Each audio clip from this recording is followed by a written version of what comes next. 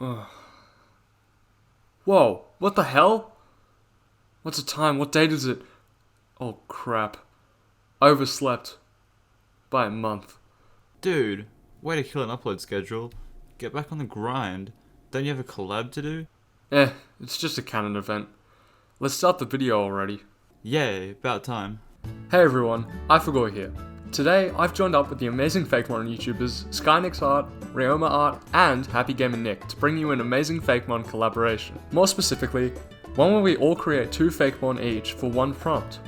This video idea was originally done by TrueGreen7, whose series you've probably seen. Before we get into the video, make sure to check out the other YouTubers' episodes for this collab. Link in the description. Also, please check out TrueGreen7's series on this, it's amazing and I love it so much. Also, if you'd like to receive notifications for when I upload or want to suggest anything, join the Discord. The link's also in the description.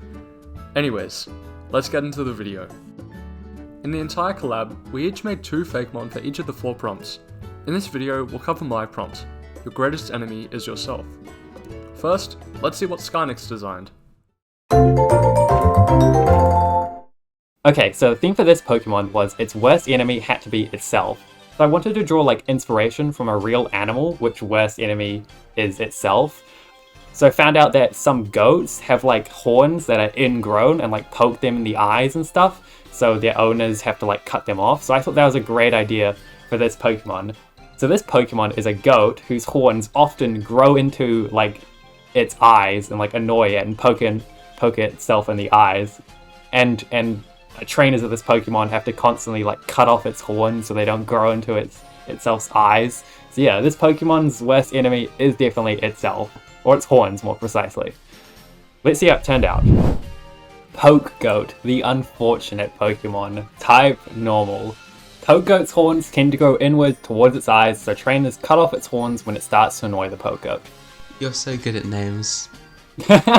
Really? I thought that was really uncreative. No, it's perfect. It works well as well. I love those types of Pokemon names that are just like quite silly, but they just give it so much personality. And I really love this concept as well. It's goated, is all I can say. Oh my goodness. Jesus. It's someone had to say it. The shiny looks really nice in my opinion. I think it's definitely very well contrasted compared to the like original. But yeah, I wanted to make the shiny like zombie colored because the actual like goats that have their horns go inward, some of them can actually like die because of that. So I thought it would be like a good incorporation. how did I think of that? That was such a genius idea. I did notice when we were watching the speed art that you have you can instantly see, oh, this is a Skynex piece. You have such a cute little style, and it's very fun to see that evolve into Pokemon over and over and over again. I'm a sucker for the cute Pokemon. I gotta make them cute. Yeah, same. I prefer making cute Pokemon over cool Pokemon, to be honest. Also, because it's a Pokemon, I initially read the name as Pokegoat. Like, yeah, oh my god, I was showing this to someone else. They were like Pokegoat. I was like, no, it's Pokegoat. Pokegoat's great. Pokegoat's great. I'm a fan. Yeah. So this Pokemon's worst enemy is itself. I thought of being inspired by a skunk for this Pokemon, because skunks are known for obviously like excreting this gas or something that like smells really bad and messes with its opponents. So, but for this Pokemon, I thought it would be cool if it excreted like this knockout kind of sleep gas thing whenever it was frightened. But the downside of this is the sleep gas works on itself. So yeah, definitely in a battle, the worst enemy of this Pokemon would be itself because of this stupid gas that it excretes and forces itself to like knock itself out. So yeah, that's this Pokemon's concept. Let's see how it turned out. Stunk, the gas Pokemon. Type ground and fairy. When Stunk is frightened, it releases a gas that puts its opponent to sleep. Unfortunately, Stunk isn't immune to its own gas. The way you've rendered it is so good. Yeah, it's got like the little clouds. Like, yeah, especially. And the way the clouds are rendered is so beautiful as well. And like, I think it couldn't have been more perfect to actually draw him in his sleeping form, so you can instantly see what it would look like if he actually did stink himself. Definitely. I also think that this concept will probably translate really well into like a signature move where it just puts everyone on the field to sleep, in obviously including Stunk. And yeah, they're right. I absolutely love the like gas texturing you did. The shading is really cool and it's simple, but it works really well. And yeah, it's just a really cute mon. You could have like a strategy where you get like a Pokemon with insomnia, and then this Pokemon, and then use the like sleeping gas kind of move. Sure. And if you guys noticed, the shiny, I made I made the gas green to resemble a fart. I just thought that was. Oh, I thought it would be radioactive or something. Yeah. Oh no, yeah, that totally, definitely not what I said. Yeah. Yeah, I'm happy with how this one turned out. Next, let's see what Happy Gaming Nick came up with. What I wanted to do for this piece was create another artist Pokemon, because I really love that concept. Schmurgle is one of my favorite Pokemon, so it's time to make my own version of one. I do know you might be wondering how that works for this prompt. Well, artists are usually quite harsh on themselves, because they want every detail to be perfect. This is why my Pokemon will be very good at what he does, but he never gives himself credit for it. I did want to make sure he looked different than the other artist Pokemon we have. That's why I went for a cute bear Pokemon who's able to shoot paint bombs made out of honey. Honey Bear, the honey paint Pokemon. This Pokemon marks its territory using the honey it shoots from its tail. They try to make unique patterns to make their housing stand out. When we first saw this phenomenon, we thought it was the prettiest thing we've ever seen, but Honey Bear never seems to be satisfied. They usually leave the territory they wanted to live in, and the honey they leave behind is often eaten by Pokemon like Teddiursa and Muffin. Oh, he's just like me, for real, for real. Eats its own pain. But yeah, no, the thing about like the artists not liking their own art, that's actually so real. Yeah, the kind of perfectionism, almost. Yeah, it's almost meta. It's great. Yeah, what I try to do with the pose and with the expression is try to like make him look a bit inexperienced or at least worried all the time, because he is worried all the time, and yeah, I try to do that by making him look worried. Yeah, definitely did a good job with that. And the Shiny's a polar bear.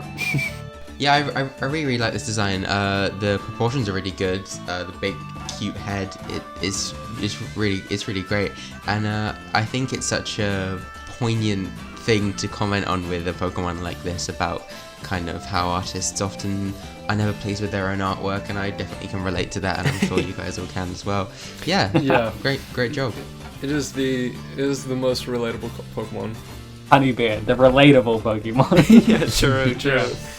We all know those scenes where a character is struggling to pick between good and evil, depicted by a small angel and demon version on their shoulders. I wanted to use this concept in my Pokemon, where one half would be a demon wanting to be evil, and the other half being the angel wanting to be good. This makes it that this Pokemon is constantly fighting against itself, fitting this prompt perfectly. Angoni, the two-sided Pokemon. This Pokemon's brain is divided in two parts, one controlling the good part and the other controlling the evil part. Due to this brain structure, this Pokemon can never decide on anything. They tend to remain silent, so they won't have to deal with each other's words. In battle, the evil part is more dominant, while the good part takes over when they're relaxed. Oh my god, I love the way he looks. He's so cool. Yeah, this is great. Especially like the half and half thing you did. I can imagine trying to walk and it like ends up trying to like go two directions and it ends up doing like the splits or something. Got like two personalities. Yeah. It would be very difficult to make sure this Pokemon listens to you, because like one part wants to and the other part never wants to. So this Pokemon is only like bound for the best trainers out there. Contrary is a perfect ability, and the typing works really well. Dark and Fairy, it's very kind of the opposite type of thing. And I also really like the Oni imagery you've got in there. I really like the shiny as well, the inverted. I'm a sucker for like shinies that just swap the colors around. Yeah. Because they turn out really well. Yeah, it works so well, because like it looks kind of weird, but that's what makes it look cool as well. Yeah, really good job. Now, here's Rarima Art's Fakemon for this prompt. My greatest enemy is myself. is such a deep and philosophical prompt, so I decided to take it as literally as possible. What could think of itself as its own enemy? Well, how about an animal who's scared of its own reflection, like a cat hissing at itself in the mirror? My concept was this: 2 cat-like Pokemon that are conjoined at the tail, a play on the idea of Siamese cats and Siamese twins, that hold the same electrical charge within their whiskers. They repel each other, meaning they can never touch, functionally creating a mirror between the two of them. I had a good idea for how these guys would look right off the bat, with pointy, stylized ears, big shapely heads, and tiny skinny bodies. The 2 cats would look exactly the same, but will have differing coloration of light and dark. Think like Sonic and Shadow, Pit and Dark Pit, the dark altar in the mirror. Their pupils are shining lights, which is a small reference to Cat's Eye's road lights, which feels appropriate with a reflection-based feline Pokemon. These aren't the most complicated pair ever, but I think there's a lot fit into such a small package. Get ready to face off against Siamese, the magnetism Pokemon, a pure electric type. Joined at the tail, these 2 Pokemon carry the same electromagnetic charge, and cannot touch due to their repellent forces. This is probably for the best, as Siamese despise each other. They can never agree on a single decision, and spend most of their days hissing and swiping at each other to little avail. Trainers often struggle to maintain Siamese's focus in battle. Yeah, oh my god, this is actually insane. This is such a cool concept. I would have never thought of something like this. Like the 2 cats conjoined by the tail. Oh my goodness. That would be such an awful like thing though. Like these 2 Pokemon hate each other, but they're just connected. My goodness. The lore behind it, that they can't touch because of their magnetic pull, is crazy. That really, if they were able to touch each other, it would have been cool. But now that really sells the mirror feeling, because yeah, they can't touch each other because one of them is not real. But in this case, they are actually real. But do they know if the other one is actually real? That is the real question. Can they be certain? They can't. Yeah, for sure. I like that interpretation actually, that's true. It would be a weird existence being a Siamese. Definitely. I would not want to be one actually. Well, Siamese doesn't just have an awful existence forever, because it does get redemption with its evolution. With Siamese, I wanted an evolution of their personality rather than their concept. Seeing how the 2 angry little cats end up working together, just like how Shadow and Sonic team up, or how Pit and Dark Pit fight alongside each other. I had to keep the theme of light and dark though, so I felt that the opposing coats of the Snow Leopard and Black Panther fit in well. Honestly, I didn't have a great idea of the shapes I wanted to convey going in, which is something you should always have when designing in my opinion. It was a struggle building upon the large features of Siamese, while also making the body type less exaggerated. I ended up needing to tone it down a little, but I think it reads well enough as an evolution. The pose is also really tough, since the left side was good, but didn't leave quite enough room to work in the right side organically. I think I hacked it eventually though, with one of the leopards jumping in the air, which conveys their difference in personality and attack method. So, say hello to Leopola, the magnetism Pokemon, a pure electric type. After plenty of training and growth together, Siamese learned to cooperate and become Leopola. These Pokemon work in a tight hunting schedule, using their ever-shifting magnetic field to deliver a wide array of blows to their opponents. They take it in turns to attack, and seldom bicker, despite their differences. Leopola friendships last until their final fight. That looks amazing, I'm just gonna say right off the bat. Yeah, it really does. Oh my god, this is actually so cool. I love these. They're so well designed. Oh my, you know what would be a crazy ability? You know how some Pokemon, like, you can't one-shot them because they'll, like, remain on 1 health? Like, is that, like, sturdy or something? I can't remember the ability name. Sturdy. But it could be, like, the same with this guy. Like, even if you knock it out, it'll still, like, have another life because there's, like, 2 of them technically connected. It actually has 8 other lives.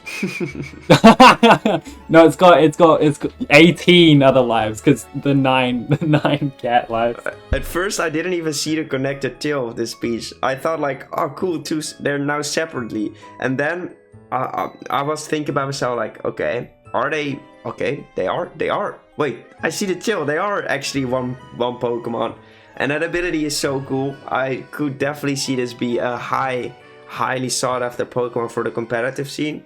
It would work really well for this piece. Thank you. Yeah, I like the the size difference as well. It goes from like 40 centimeters to like 1.8.